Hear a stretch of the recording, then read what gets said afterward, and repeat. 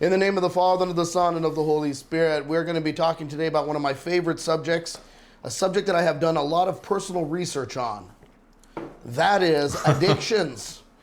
We are going to be going through at the end of this video how the devil causes us to fall into them and how God redeems us and pulls them out of them. But first, we are going to start with a very specialized list, ranking addictions and how they fall in terms of their ability to absolutely destroy your life. I like this list because it's very modern.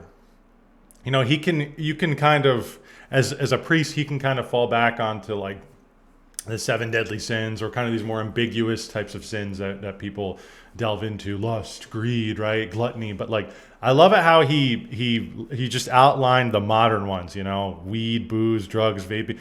You know, this is stuff that we encounter every day in modern life. It's not so ancient, right? I like how he did that. Starting with weed.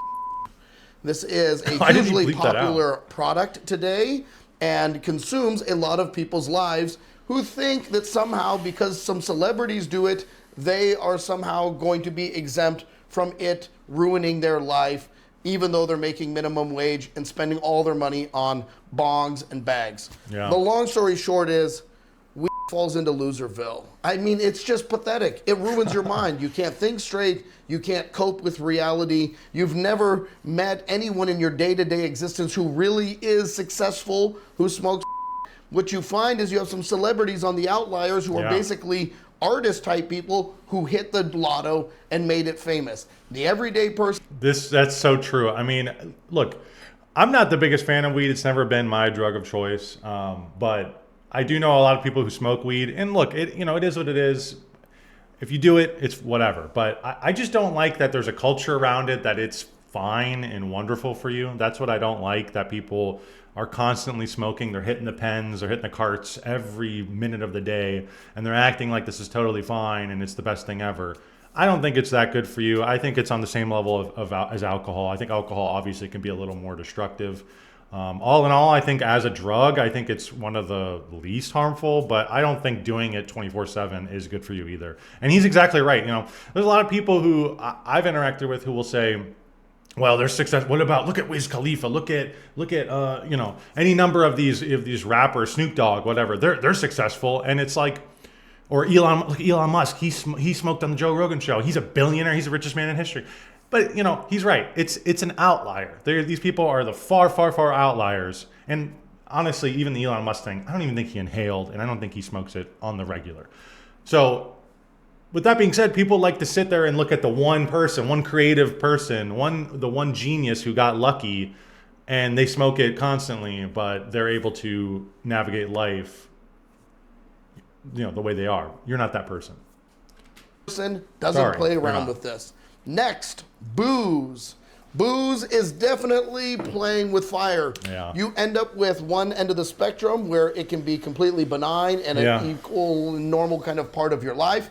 And you end up in the other end where you can end up in the lake of fire with it. I would say for the majority of people who drink too much, they are playing with fire, most of which will just end up miserable and slowly drinking themselves to death on a regular basis, crushing their soul. Next. True. This was my drug of choice. Alcohol was more so my drug of choice. And he's absolutely right. You'll drink and you won't even realize how much it's slowing you down. Especially if you're drinking heavily every day, you won't even realize how much it's affecting you.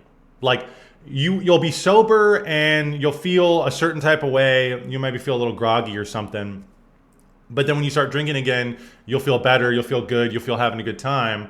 And you'll do this cycle constantly. And you won't even realize that if you stop drinking it for a week or two, you start to realize, wow, I'm full of so much more energy. I'm so much more clear. He's absolutely right. It's similar. I would say it's very similar to weed. I think that's exactly right where you should put it, right above weed, because I think weed is less detrimental to your life. I think that you obviously can die from alcohol. I don't really know if anybody has really died from weed, but I think we might see weed overdoses in our lifetime. We'll see. That's my hot take for the future. But Booze definitely is playing with fire, and you can, like he said, I think people can have a couple glasses at dinner and be fine, and people cook with it, it's fine. But there are people like myself who you can kind of delve into it a little too much, and it becomes just part of your. It just takes over your mind and kind of takes over your life, and you don't even really realize half the shit you're doing when you're drunk, and it just kind of consumes you in a way that you don't really realize. Drugs. Unfortunately, this is the one addiction I probably Drugs. have lost the most of my friends to. And That's I would that's kind of vague. absolutely What is say this, that fentanyl, this harder is stuff, I in guess? the lake of fire. The Okay. point where you're hooked on drugs, it's talking about no more longer addictive you stuff. who's calling the shots. It's really the drugs. You may be done with the drugs, as someone once famously said, but the drugs are not done with you. Exactly, If you yeah. end up in this addiction, you can be sure that by end of it is going to be jails, institutions, and death. Next, vaping. the Chinese dragon's moisture from hell. There is nothing at all that is, you could say, kind of intimidating or masculine or looks cool. It is exactly the converse of it. And not only that, but like, you know that it's bad for you on such a deep level. There's nothing about it that's being tested. Then you're putting all this junk into your lungs. It's Loserville. The coolest- It's a very easy Loserville. Loserville, yeah. The coolest that vaping ever was like 2009, 2010, when they kind of first got on the scene, right? And people were doing those tornadoes, or they were blowing that was the coolest vaping ever was. It was like here, and then it was really cool, and then now it's like, now it's just, I don't even, I've vaped recently. I took a hit of someone's vape, and I was like, man, this is gross. This is disgusting. Next, I'd rather have a gambling. 50% of the United States, maybe 60% engaged in gambling in the last year. Of those, 1 to 2% of the entire population is prone to gambling addiction, which means if 50% of the population is gambling in the last year, roughly 4% of those are going to become gambling addicts. What most people don't realize is that more than gambling that. addiction actually leads to, I believe, the highest rate of suicide of all addictions. I would definitely call it playing with devil. fire. Oh. There are put it people a who little are higher. able to gamble and lose some money. There are people who are able to stay within their means, but goodness gracious, if you go into a casino, it is a little taste of hell. Sex. It's true. It is a taste of hell. If you've never been into a casino, you want to see what hell's like, go find your nearest casino and check it out. Gambling is a terrible addiction. I think somebody once said it's worse than any other addiction because it's not a physical addiction. It's not like if I put down the crack pipe, then I'm good, right? It's more of like rewiring your brain, and it's more of it's not physical, right? It's literally your brain getting those dopamine hits from the highs of winning and the obviously the low lows of losing, and it is very bad, and you can literally ruin your life gambling. And we've normalized it so much in recent times. Like, it's everywhere. I see gambling. I see ads for FanDuels and all these things all the time. And I've had friends who've tried to get me to do gambling, to get into gambling. Hey, they give you $300. They give you $300 when you sign up. Yeah, I wonder why, right? And I just said, no, look, no, I don't want to get into that. I don't even want to tempt myself, right? I don't even want to play with the fire. Screw that. And a lot of times if you ask these people who are on these sports betting apps, hey, how much have you won? They'll be like, oh, I've won like a few $100 here and there. It's like, how much have you lost? They'll go, 1.2K, right? They'll go like, they always have lost way more than they've won. I've never met anybody who has won, a bunch and has lost a minimum. It's always the other way around. Sex addiction, the dating culture, the hookup game, all of those things that we find ourselves in. This is an easy one. It is the lake of fire. Any meaningful life for a man involves a life that is interpersonal in nature, and primarily it involves being with a wife and cultivating a family and having children and doing something meaningful for your existence. Yeah. If you sleep with a bunch of women, every single study shows that you're going to be prone at a much higher rate to divorce. Yeah. Why? Because you've set yourself up for it. If you can't go from just living this kind of smorgasbord life to all of a sudden one day settling down and being with the same person. Sexual addiction absolutely destroys a person's mind, their body, their ability for interconnectivity, all of that through this one beautiful act that is created for marriage. Yeah. And he's right. If you sleep with a lot of people, and this goes for men and women, it destroys the pair bonding element in your brain. Every time you sleep with somebody and they leave you, right, it like erodes your ability to pair bond. And people go out there and want to have, I want to have dozens of partners, and then they want to just have a good time, and and then settle down when they're 30, and then they find out that within 4 years they're divorced. Well, it's because you've totally eroded any connection, any ability to have connection with somebody, and now it's just this annoying. Now you're stuck with this annoying partner, just another partner, basically, is what it feels like, and people just eventually they divorce because they don't have that connection. It's not special. Shopping, debt culture. I mean, at the end of the day, I would say it just ranks as find something productive to do. Yeah. Find something to do with your time that doesn't involve looking at buying crap in order to make you happy. Chinese crap. So many people stockpile their house and go through this cycle over and over again of buying stuff in order to chase after some happiness that never comes in a package. At some point, you've got to be honest with yourself and just find something better to do with your time. Psychedelics. Big part of our psychedelics, culture. Opening the third eye. It's playing with fire. That's where I rank this. Playing with fire. For some people, they're going to end up in the grip of the devil, for sure, 100%. Yeah. For some people, they're going to enter into psychosis and never get out of it. I mean, I've seen these things happen firsthand. I've seen people who went on one trip and became demon-possessed. Literally met demonic entities that they say entered into their body off of one trip.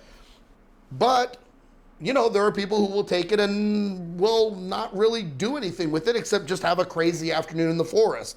Yeah. You never know. And that's why it's one of those ones where you're playing with fire, but you can definitely end up in the grip of the devil. Yeah, he's right. I think that when you're playing with psychedelics, I think you are like entering into another dimension, or at least like you're peering into it. And I think it does make you, I think he's right. It's playing with fire because I think it makes you more susceptible to spiritual warfare, opening you up to demonic forces, right? I think that it's kind of it's marketed as kind of like hidden knowledge, right? You can, like you said, open up your third eye and you can learn more about the world. Well, all throughout history, we've seen that these kind of hidden knowledge, right? Trying to discover knowledge about the spiritual world, it opens you up to demonic possession. There's good things about the spiritual realm, but there's also bad things. There's also demons. We have to always think about that. Overeating, the gluttony culture of America's favorite pastime. That and shopping. I just rank this as find something productive. I mean, at the end of the day, yeah, you're going to be eating your feelings and not processing, yourself in a normal, healthy way. But there are people who are overweight and they do have healthy and normal relationships with the people around them. It's not good for you, but it isn't completely destructive in terms of the other categories. And so I'd say find something productive. Get outside, do something. Yeah. Become the type of person that you like to look at and are, in a healthy sense, proud of. Not pride, but that you know that you've accomplished something and you live a normal and good life. Social media.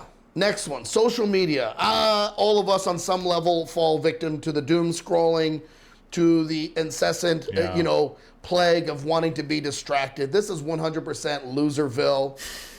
It definitely screws up your life. It takes you away from people. It causes you to have some kind of ADD. Yeah. It definitely messes up your dopamine, and it messes up your relationships.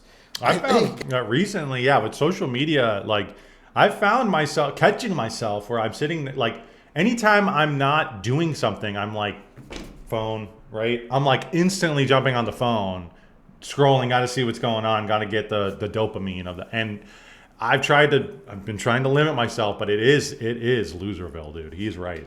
If you are giving yourself over too much to your cell phone, you are definitely in loserville. You got to find something better to do with your time, and you got to find something more meaningful to do with your life.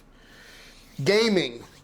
Find something productive. Again, find something productive. It's not bad to play video games. I don't think that it's unhealthy. I think in small doses, it can even be a productive or good way to spend time with other people. But if you're averaging 3, 4, 5 hours a night, and this is all your time that you should be connecting with your loved one or your children, yeah, you got to find something more productive to do with your life. I think he's right about that, but also I think of the alternatives here, right? I think I would rather have, I think most people, you cannot argue, you would rather have your loved one playing video games for a few hours a night rather than going out to the bar or, whatever, gambling or doing psychedelics or whatever. I think you would rather, I think it's one of the lesser ones. Obviously, 8, 10, 12 hours, whatever. If you're spending all your time on gaming, yeah, it's bad for you. And that's why I try and limit myself, and you should too. Next, the bane of my existence in popular culture, anime. I absolutely hate and despise In the Lake anime. of Fire? It is such a time drain for young men who are watching 70 hours of a show that they already know the end is going to be, that the guy kills all the villains and rises to the top. I mean, the storylines are so basic, and yet people are putting all this time and energy into it. Find something productive to do with your life. No. If you're going to put 30 hours into anime. No, anime belongs in the Lake of Fire. He's right. It's a waste of time. It is the worst thing ever. Last, Grip of the Devil. I used to watch anime. I used to love anime when I was younger. As I got older, he's right. It's all the same shit, right? They fight the bad guy, they lose, then somebody comes back and they have a new technique and they're stronger and then they win. Like every time, it's the same formula. Porn. It just gets repetitive. Porn, you are in the grip of the devil. You may not be in the lake of fire. It won't destroy somebody in the same way that acting out with other people will, but it will absolutely give your soul over to the devil and disfigure you as a person. So let's talk about first how this happens, how these addictions take place, and then we'll talk about how to get out of them. Number one, we've talked about this many times, the assault, the initial thought that enters into the person's brain, the enticement. This could be driving down the street and you Watch what you see think, right? a weed shop. This could be a lustful image that pops up on the computer. This could be a lustful thought in your mind. Something like this, an assault. Number two, a coupling. Yeah, and that's a good point because our minds are like these open vessels, right? And sometimes they're thoughts that originate from us, but I think sometimes they're also thoughts that can originate externally, and they can arise from spiritual forces like demons, but they can also come from angels as well, or from God, right? And they can be good thoughts. So I think he's absolutely right. You have to be addressing, you have to be looking constantly at what you're thinking about. And I've been trying to do that too. Have kind of this third person, kind of a meta perspective about the thoughts that you're having. Don't just go off of whatever thought pops into your head. That's ridiculous, because you will find yourself in the lake of fire. A coupling where you begin to think about how enjoyable it would be to participate in that assault, which enters into a struggle, this rocky period. Yeah. Am I going to give over to That's the kind of the meta shininess thinking, right? of the sin, knowing that it's going to cause real problems in my life, or am I going to fight against it? Which turns to consent. When a person consents, they have decided that the lie from the devil is actually a truth. We talk about this, that this is like the devil is offering you the handcuffs. When you consent to the thought, you're handcuffing yourself.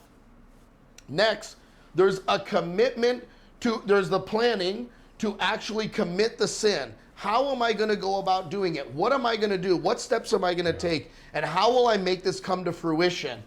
Which goes into the commitment, where I actually act on the sin.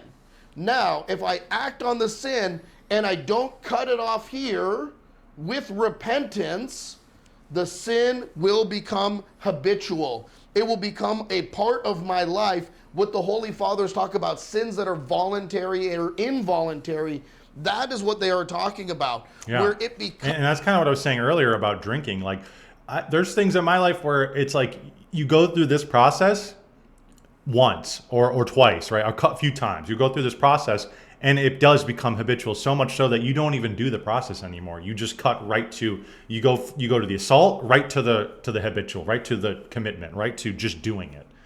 After so many times, it does just wear down on you, and you just go straight to it. And that's why, like with my friend who tried to get me into gambling, it's like I don't even want to have that assault. This is pre-assault, right? I don't even want to get to that point to where I feel the need to. I gotta bet on this team. I gotta bet on the Cavs. I gotta bet on they're gonna win tonight. I know they're gonna win. Like I don't even want to have that. I just don't even want that in my mind. I don't even download the apps. I'm not dealing with that. And that's how people should. We should know things that will. And there's so much ignorance in society, and people. What is good? What is bad? Up is down. Down is up. Right? We don't know. People don't tell people what's good and bad anymore.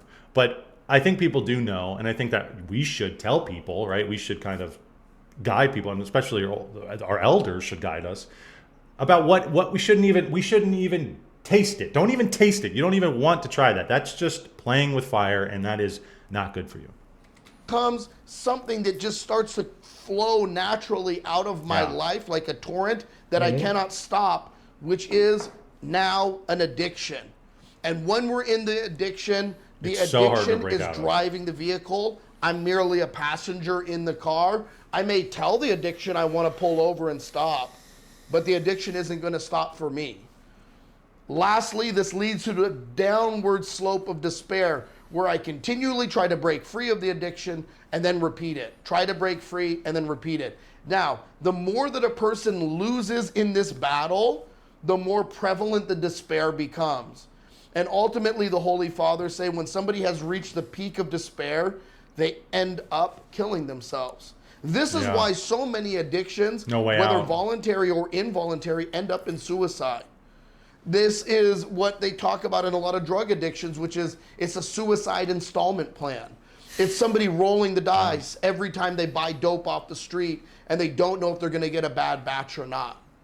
So how do we combat these stages in order to not end up dead or in prison or in a psych unit or in a rehab? Number one is prayer, specifically the Jesus prayer. This can never be overemphasized enough. In these first stages, assault, coupling, when I start to look at it, when I begin to think, oh, I should be struggling, I shouldn't be thinking about how wonderful this is. Before I get to consent, I want to be in the Jesus prayer. I need to be fighting those initial bullets that are being shot at me. If I don't learn how to shut down those thoughts at the get-go, I'm going to end up trickling down the mountainside. Now, let's say I get into consent, I start to plan, and I get into commitment, and I want to start to follow through. This is where I need to call. This is where I need accountability. I need people around me who know and understand my struggle. And I need to tell on myself. I need to tell them, hey, I'm sober X amount of days, but I really am feeling like giving in. Help me out. Talk me through. Do something with me. Give me an out today. And that's so important. I just had a video on this. My last video was having people around you, having eyes on you. It gives you accountability, and it can push you towards the right thing. If you're doing it in secrecy, it's so much easier to give in to this stuff because it's just you, and nobody else has to know about it. Not least, if I end up in the addiction, despair, in this cycle, I need to find a priest. I need to go to confession. I need to start working very intensely on my spiritual life. I need to make sure, of course, if I commit the sin one time, I'm in confession. But especially if it's become an addiction and despair, I need this experience, the priest absolution, so that I can get out of this and destroy the despair and understand that God is graceful and merciful to me. I pray, brothers and sisters, that if you are finding yourself on this tier list or in these problems, you understand the steps on how to get out of them and the spiritual medicine that the Orthodox Church offers in order for the healing of both your soul and your body. God bless you. That video was good. I just saw it popped up in my recommended feed, and I thought, I watched like a minute of it, and I was like, this would be good to react to. And it's Sunday, of course, so I thought it was good. It was very good. I liked how he laid out a lot of the modern issues people are facing. It doesn't, a lot of times I feel like people today, just the average Joes will be like, a lot of this kind of like ancient talk of sin, but there's nothing new under the sun. But I do like how he put this into kind of a modern perspective. And I think he's absolutely right about addiction, is that you'll just start partaking in it. And maybe at first you'll think, I don't want to do this, or maybe I shouldn't do this, or and then you'll just do it. And then the next time that thought won't even cross your mind. It'll just flow, and you'll just start doing it. And you'll start to find that you're tacking on many different sins like this. And you'll find out that you're kind of bound to each one of them. And what you need to do is just what I've been trying to do is just knock down one. So go, I'm going to just limit that. I'm going to limit that thing. I have 3 or 4 other ones that I still have that are kind of gripping me, but this one I'm going to stop doing. And then once you kind of get a handle on that one, you go on to the next one and you wrestle that one. So because if you continue to just let them grow and you get another one and then you get another one, you're going to be chained to all these things, so much so that you will feel despair. And like he said, that will lead and can lead to death. And I think that having accountability, having people around you who can help you is a wonderful way to kind of talk through these things. And even going to church and going to a priest and confessing, that's a wonderful way too, to kind of alleviate yourself from this guilt and from the despair. If you enjoyed today's video, make sure to give me a like, a comment, and subscribe. Helps me out a ton, and I'll see you all next time.